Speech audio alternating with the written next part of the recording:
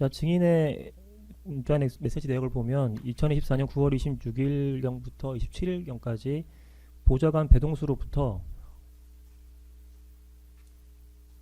원대, 수석, 정책위 의장, 사무총장, 원내 최고위원은 직접 통화하시고 나머지 의원들은 문자로 감사 인사하시는 게 어떨까 합니다. 라는 메시지를 받고 2024년 9월 27일 당시 주호영 국회 부의장을 포함한 여당 의원들에게 어제 덕분에 악법을 막아낼 수 있었습니다. 라는 취지의 감사 메시지를 전송하였고 이에 주호영 등 여당 의원들은 화이팅, 제2욕으로 야당의 의회 폭파 막아주셔서 감사합니다. 더 막았어야 했는데 108명 모두가 응집하지 못한 게 아쉽습니다. 라는 답장을 전송한 것으로 확인되는데 맞습니까? 네, 그렇게 알고 있습니다. 자, 이 문자 내역을 보면 증인은 2024년 9월 26일경 재표결이 예정된 일명 노란봉투법과 일명 방송사법 등 6개 법안에 대해 부결을 해달라는 대통령의 입장을 여당에 전달하고 그에 따라 여당 의원들이 부결시킨 것에 대한 감사 인사를 전달한 것으로 보이는데 맞습니까? 네, 그렇습니다. 자, 순번 1343번 기록 22305쪽 2024년 9월 29일자 홍초로 휴대폰 문자 메시지 제시하겠습니다.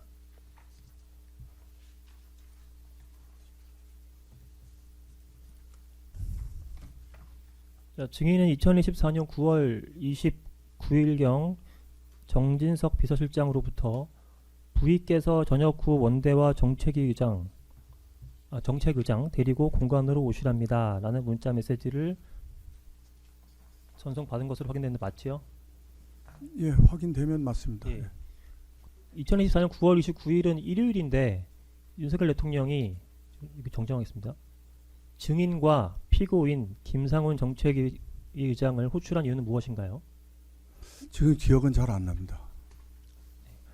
앞서 2024년 9월 26일경 재표결로 부결된 일명 노란봉투법과 일명 방송사법 등과 같이 2024년 10월 4일경 국회에서 김건희 특검법, 최상병 특검법 등에 대한 본회의 재표결이 예정되어 있었는데 윤석열 대통령은 그에 앞서 원내대표인 피고인과 정책위 의장을 공관으로 불러 법안 통과를 저지해달라는 취지의 의사를 전달했던 것이 아닙니까?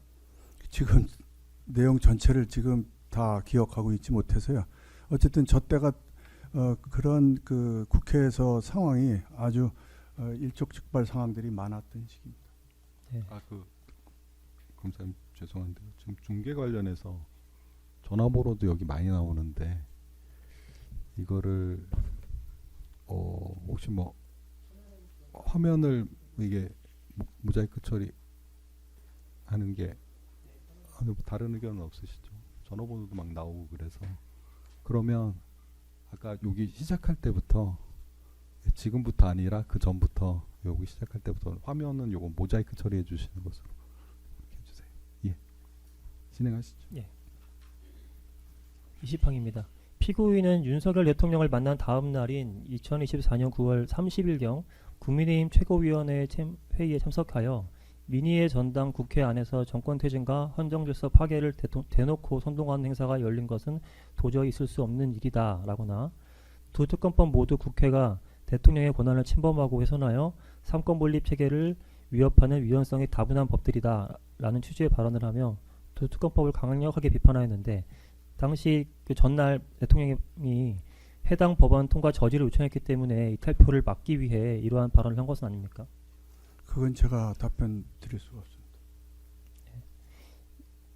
윤석열 대통령은 2024년 10월 1일 국군의 날 시가행진을 마치고 20시경 대통령 관저에서 이 사건 비상계엄 당시 국회 봉쇄 등을 주도적 역할을 했던 국방부 장관 김용현, 국군 방첩사령관 여인영, 수도방위 사령관 이진우, 육군 특수전 사령관 곽종군과 만찬을 하며 비상대권 행사가 필요하다는 취지의 발언을 하며 계엄 준비 모의를 하였는데 이 사실을 알고 있었습니까? 전혀 모르겠습니다. 그 자리에 참석했던 그 곽종군 특수전 사령관의 진술에 의하면 윤석열 대통령이 그 자리에서 한동훈 당대표 등의 일부 정치인들을 언급하며 내 앞으로 잡아오면 총으로 쏴서라도 죽이겠다라는 발언을 했다고 하는데 이 내용에 대해서는 모르시나요? 저는 전혀 모릅니다.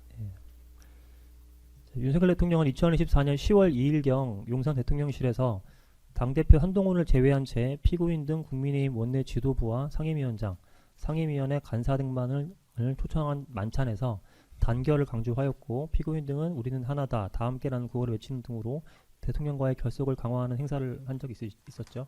예, 기억합니다. 자, 증거목 순번 1343번, 기록 22,306쪽, 2024년 10월 4일자 홍초로 휴대폰 문자 메시지 제시하겠습니다.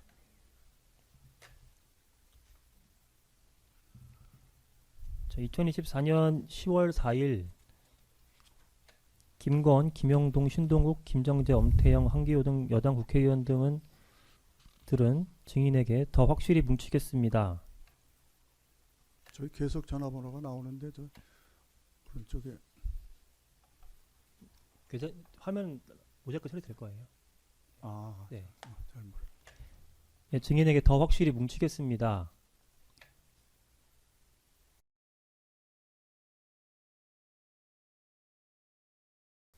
죄송합니다. 더 챙겼어야 하는데 이탈표가 있어 아쉬운 마음이 큽니다. 열받습니다. 배신자 색출하겠습니다. 라는 등의 메시지를 전송한 것으로 확인되는데 맞지요? 예. 네. 자, 이 문자 메시지 내용을 보면 2024년 10월 4일 국회에서 윤석열 대통령의 제2구권을 행사한 김건희 특검법, 최상병 특검법에 대한 재표결이 이루어졌고 각각 104표의 반대표가 나와 부결되었으나 여당 국회의원들은 국민의힘 내부에서 이탈표가 나온 것에 대해 이탈표가 있어 아쉽다, 배신자를 색출하겠다 등의 반응을 보였던 것으로 보이는데 맞습니까? 예, 하여튼 저기 보이는 대로 저는 알고 있습니다. 자, 윤석열 대통령은 2024년 10월 21일경 용산 대통령실에서 정진석 비서실장이 배석한 상태에서 한동훈 당대표와 면담을 하였고 한동훈 당대표는 그 자리에서 윤석열 대통령에게 나빠지고 있는 민심, 여론 상황을 타개할 방안으로 대통령실의 인적쇄신, 김건희 여사의 대외활동 중단, 명태균 이슈에 대한 단호한 설명과 특별감찰관 임명 절차의 실질적 진행 등을 요청한 사실이 있죠.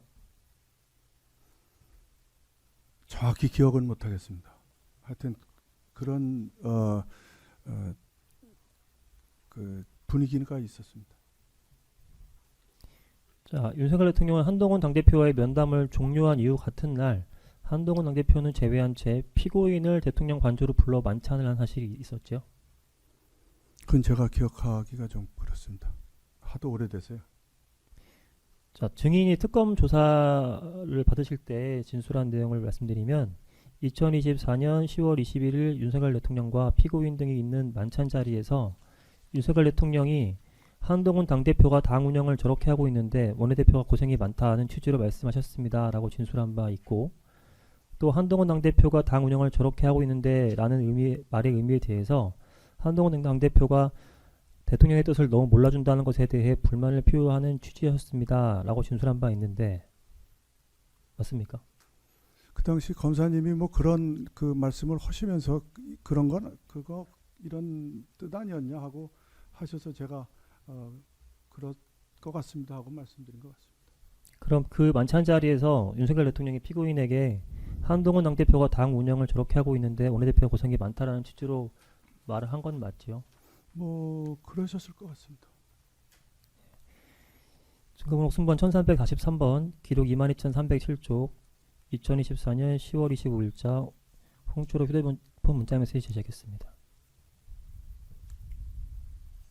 자, 증인이 2024년 11월 25일 피고인에게 휴대전화 번호와 함께 대통령 신규 휴대전화라는 문자 메시지를 보낸 것으로 확인되는데 피고인에게 이러한 문자 메시지를 보낸 이유가 무엇인가요? 그 대통령 전화를 바꾸셨을 때 같아요. 그래서 당연히 그 주요한 그 제 파트너에게는 전화번호를 알려드려야죠. 그럼 이 변경된 윤석열 대통령의 휴대전화 번호를 당시 한동훈 당대표에게도 알려주었습니까? 그 기억은 없습니다. 추가로 물어보겠습니다. 윤석열 대통령이 이 전화번호는 그 원내대표에게는 알려주라 이렇게 지시를 한 사실이 있나요? 아니요, 그 기억이 잘 없습니다. 어쨌든 저 내역에 메시지 내역에 저렇게 있는 거 보니까 제가 보낸 것은 틀림없습니다. 그럼 이 번호들을 한동훈 당대표에게는 알려준 기억은 없다고 하셨잖아요, 증인이. 그거는 조금 다른 제 판단이 있을 수 있어 갖고요. 그 당시에 드렸을 수도 있고 안 드렸을 수도 있어서 정확히 말씀. 윤석열 대통령이 당대표에게는 알려주지 마라라고 말한. 아니요, 아닌가요? 그런 말씀은 안 하셨겠죠. 근데 제가 그 당시만 해도 이제 분위기를 저는 이제 잘 조정해야 되는 사람이 돼가지고 예를 들어서 뭐 알려드렸을 때와 안 알려드렸을 때의 그 업무하면서 더 좋아질 수도 있고 나빠질 수도 있고 그런 것들이 좀 제가 좀 복잡한 신경이었을 겁니다. 그래서 보내드렸다 안 드렸다를 정확히 말씀을 못 드리겠습니다. 지금 증인의 휴대폰 그 포렌식한 결과 남아 있는 문자 메시지는 네. 피고인에게 전화번호 보낸 것만 남아 있어서 여쭤보는 거거든요. 그럼 다른 방식으로 뭐 구두로 알려준 경우도 있었나요? 아니요, 뭐 그렇게 해서 알려드린 자체가 안 나타난다 그러면 저로서는 뭐 그 이상의 어떤 기억을 끄집어내기는 좀 어렵습니다. 알겠습니다. 자, 증거록 순번 1343번 기록 22314쪽 2024년 11월 5일자 홍철호 문자메시지 제시하겠습니다. 증인이 2024년 11월 5일 한동훈 당대표로부터 저를 배제하고 원대를 만나셨군요라는 메시지를 전송받고 한동훈 당대표에게 배제했다고 생각하시지 말아주세요. 상황이 어려워서 비서실하고 논의하려고 오신 것입니다. 라는 메시지를 전송한 것으로 확인되는데 맞죠? 네. 자, 윤석열 대통령은 2024년 11월 4일경 그러니까 이 문자메시지 보내는 하루 전날인데 그 11월 4일경 국회 예산안 시정연설에는 불참하고 한동훈 당대표는 배제한 채 피고인을 만난 것인가요? 불참하신 거는 확실하게 기억이 나는 거고요. 그리고 그날 저 대통령하고 비서실장하고 한동훈 대표하고 3인이 만난 이후에 그날 저녁의 상황은 한동훈 대표는 저녁 만찬에 초대되지 않았습니다.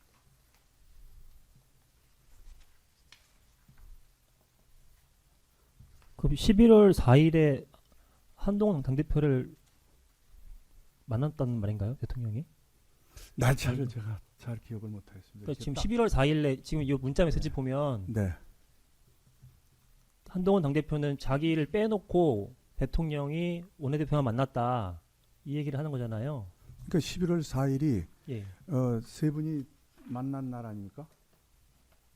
당 대표하고 원내대표하고 비서실장하고 대통령하고. 그거는 10월 21일이고요. 아, 그건 10월입니까? 그건 연담한 날이고 하도 대통령실에서. 뭐 오래돼서 지금 이거는 뭐 지금 예산안 시정연설에 불참한 날이거든요. 불참하셨습니다. 예, 그날에 예.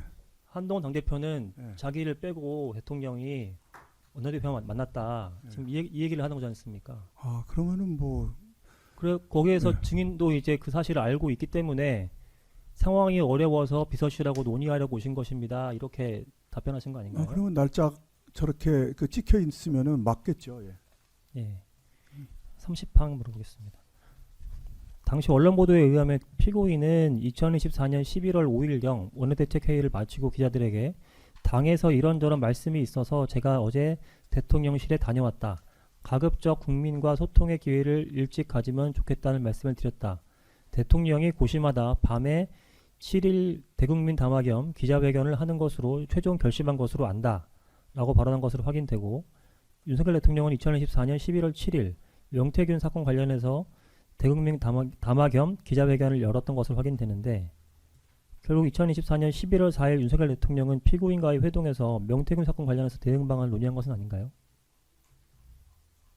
뭐 논의라고 해야 될지 뭐 단어를 어떻게 써야 될지 모르겠지만 그 당시 원내대표는 경색된 그 전국을 타개하기 위해서 대통령께 여러 가지의 아마 고민과 건의를 하신 걸로 제가